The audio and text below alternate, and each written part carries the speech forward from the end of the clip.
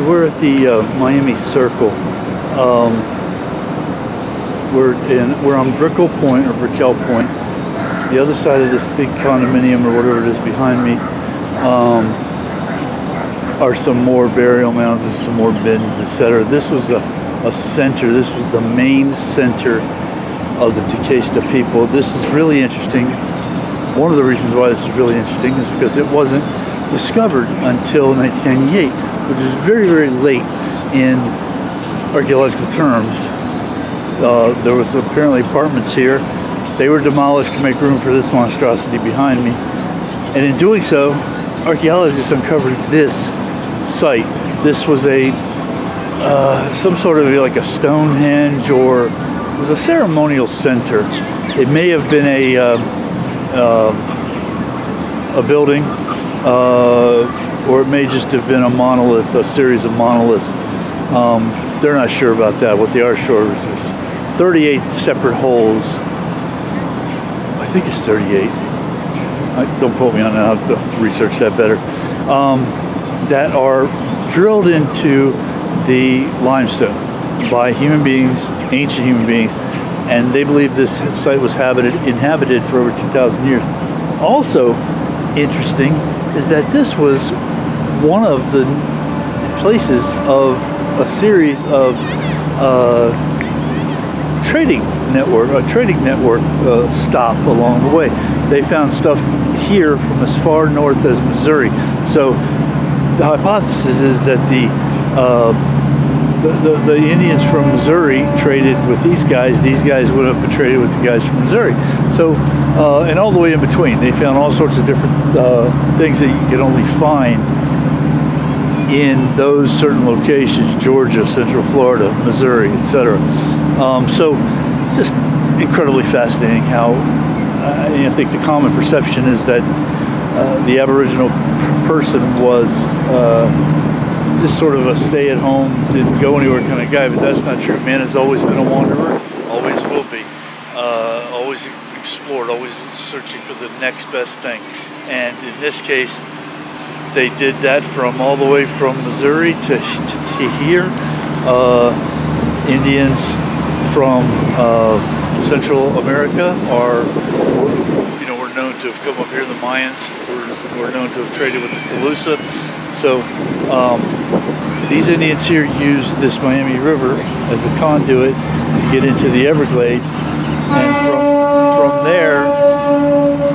from there to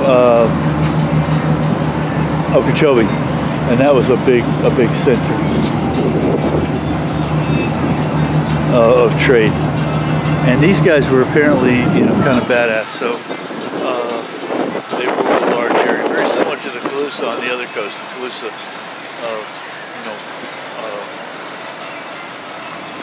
ruled a very large area.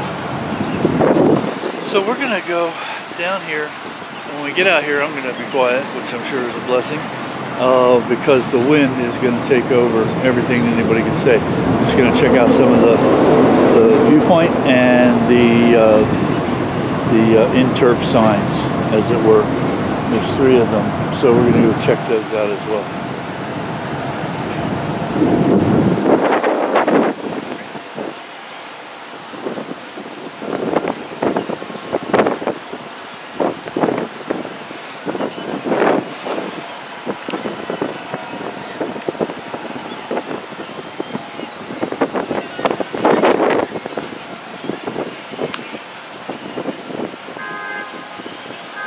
Puppy. Hey, little puppy. Are you a good puppy? Huh? Good puppy?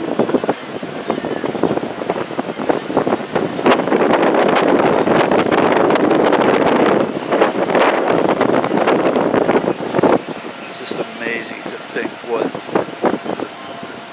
transpired here. As far as you can see, none of these buildings would have been here. This would have all been just barren. They would have fished and hunted in this area. Probably had hunting glades.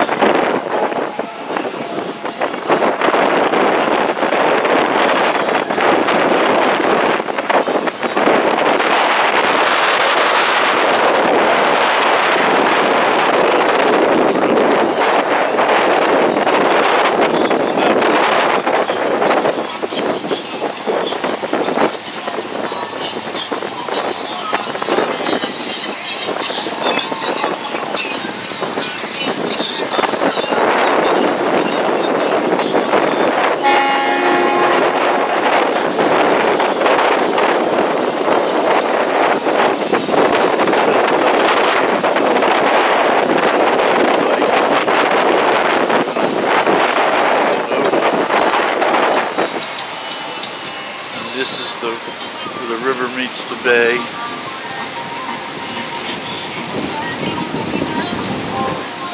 And then not too far on the other side of that is the Atlantic.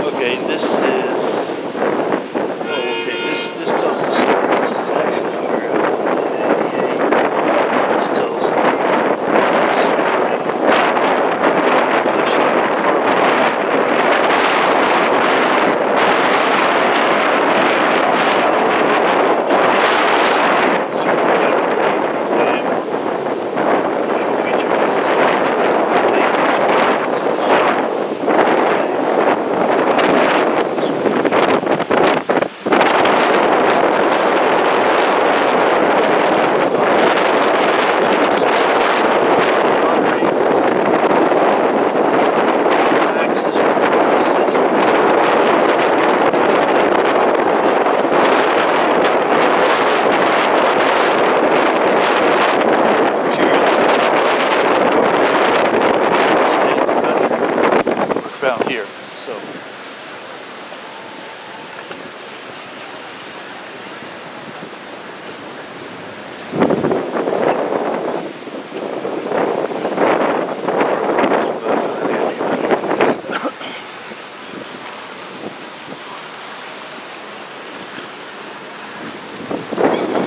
okay, we got one more site we're going to check out, and then we're going to put it up out of there.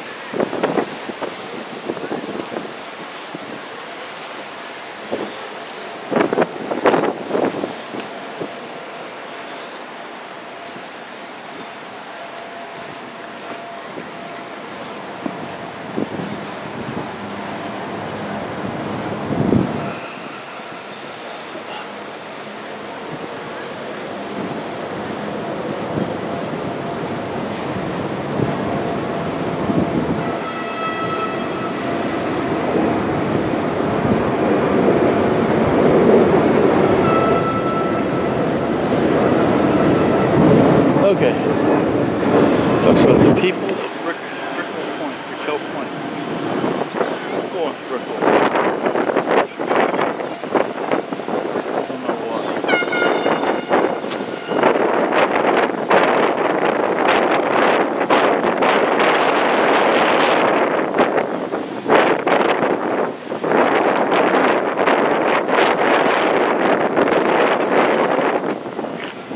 This is the house that was built on the other side, somewhere, I don't know where, I'm sure somebody knows, but they're not telling.